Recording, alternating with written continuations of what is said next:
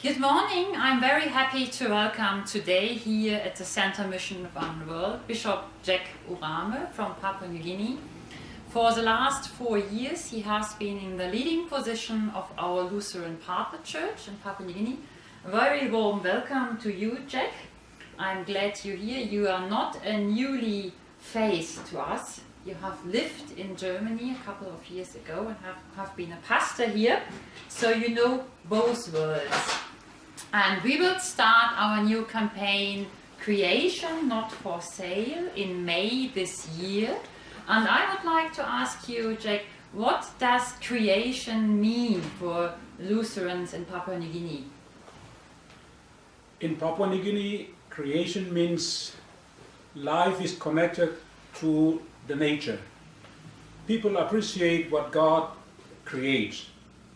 The bush, the mountains, the rivers, the sea, they are part of their life. And they are connected because this is where they enjoy, this is where they find their home, this is where they find their food, this is where they make their livelihood every day. So creation for Papua-New Guinea means to appreciate what God has put as gift from God so that they can survive and they can enjoy their life. When we read newspapers in Germany and listen to international media, we hear a lot about the destruction of creation, like rainforest deforestation, like mining, like climate change. How do you in your country experience those consequences of a globalized world? That is the reality we are facing in Papua-New Guinea.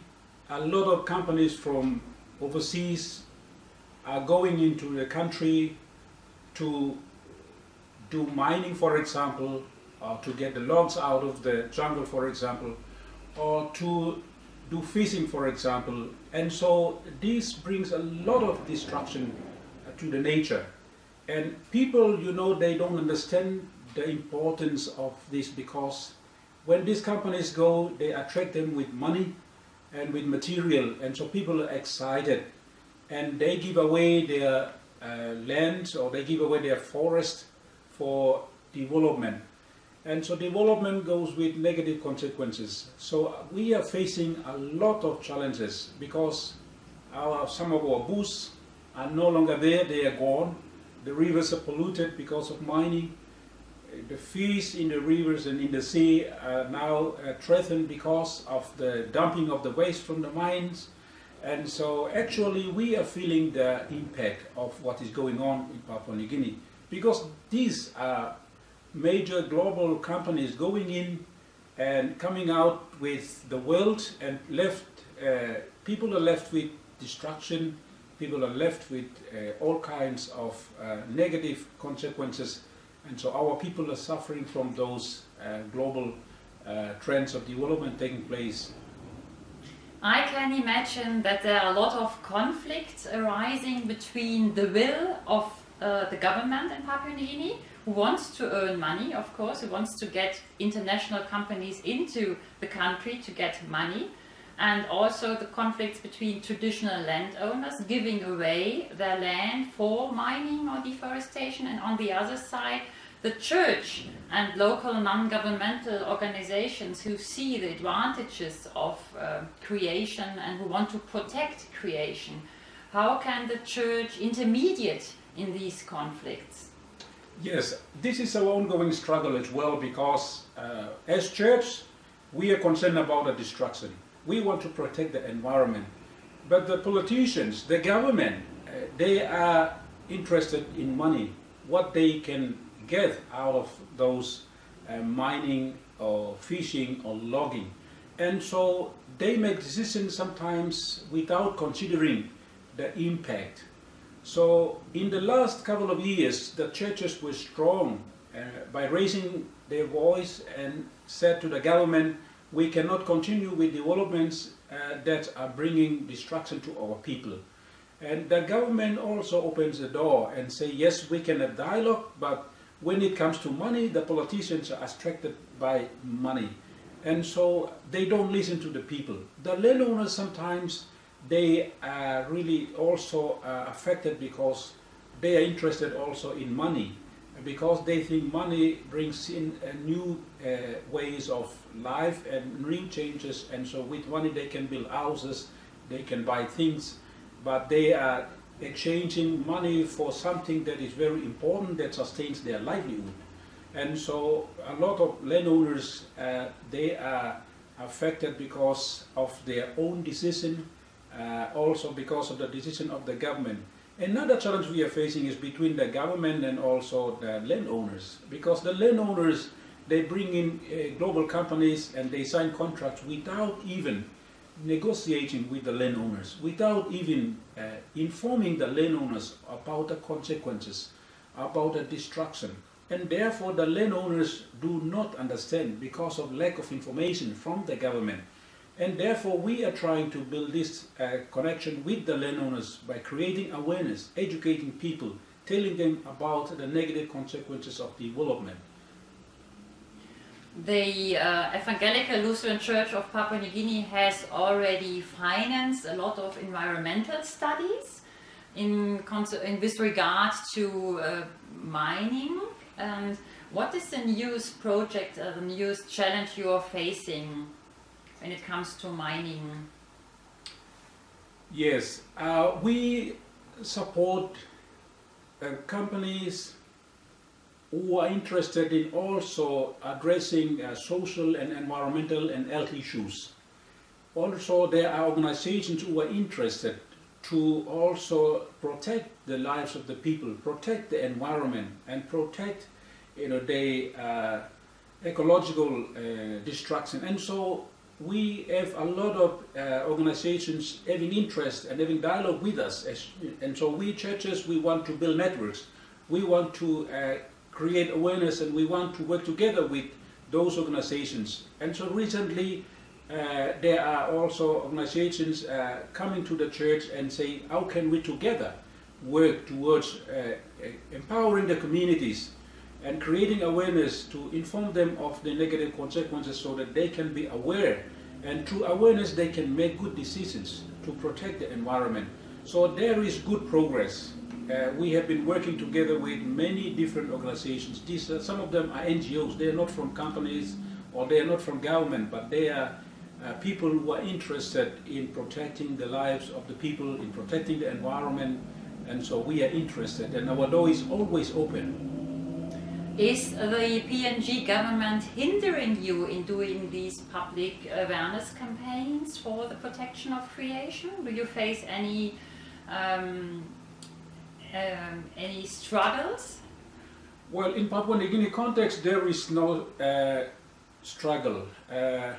There is not even political suppression. The government is open, and we can dialogue, we can discuss, and we can negotiate very openly. But sometimes the decision, is beyond our capacity, beyond our level of discussion, because they have the political power to make decisions for the country. But they do not push us away. They are always ready, because many of the politicians are Christian. And so they are really happy always to listen to the church. But even the little we say sometimes make a difference, but sometimes even not, because when it comes to power and money, the government always has a winning side. The Lutheran Christians are a relatively small group in Papua New Guinea in comparison to other Christian denominations like the Catholics. Do you see any perspectives of a kind of reunified Christian denomination who can continue this fight for protection of creation as a unified group, like an ecumenical group? Definitely correct. In the last couple of years ago, we already started our network, and we have a level of discussion, we call it the Church Leaders Council. And that is a national body of the churches together, the major churches, the Lutherans, the Catholics, the Anglican, the United, the SDAs, and many others. There are 7 major churches who are working together, and I am one of them, among the leaders, talking and trying to address the issue with the government. We started our discussion with the government proposal for deep sea mining, which they already gave a license to a overseas company. The mining is not done yet, but they will eventually do. And so we already raised our voice against this proposal. And we said remove the license because it is going to bring a lot of destruction to our people. Now the next mining projects in the country that church leaders are also discussing at their level. And so we have a good avenue where we can come together and raise our voice collectively as church. So we have a strong network. Mm-hmm. Thank you. Jack, I heard about a new mine coming up in the Moroba area, the Swafi mine. Can you tell us a bit more about this? Definitely. This is where I live and work in Leh. This is in one province, which is, I think, the second biggest province, but the biggest in landmass. Mm-hmm.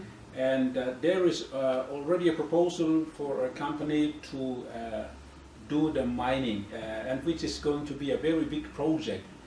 But something very distracting is about their proposal to dump the waste, which will be done into the sea.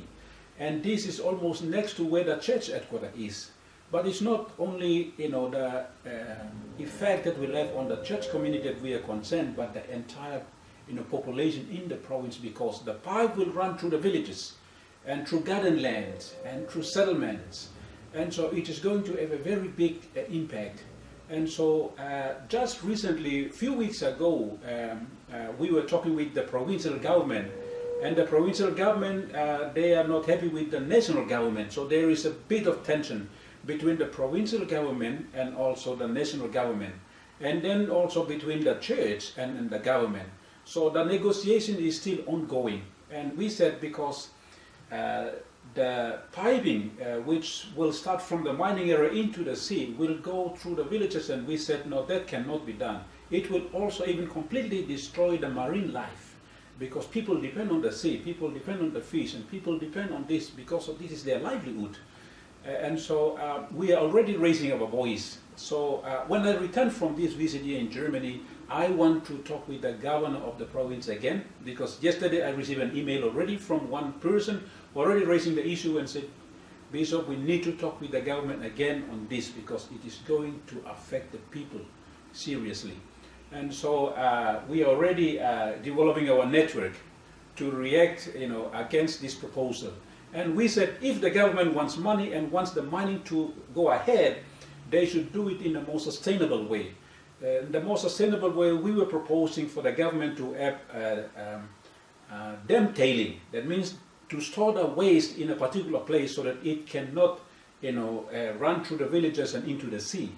And so we were coming up with this alternative. So whether the government will take it or not depends on our negotiation. So I see ourselves here in Bavaria as one of your partners, as a partner church, the ELC of Bavaria here. And how could we kind of help you in your protest against destruction of creation? How can we support you in this anti-mining campaigns or negotiations with the government and the landowners? What do you expect from us here in Bavaria to do?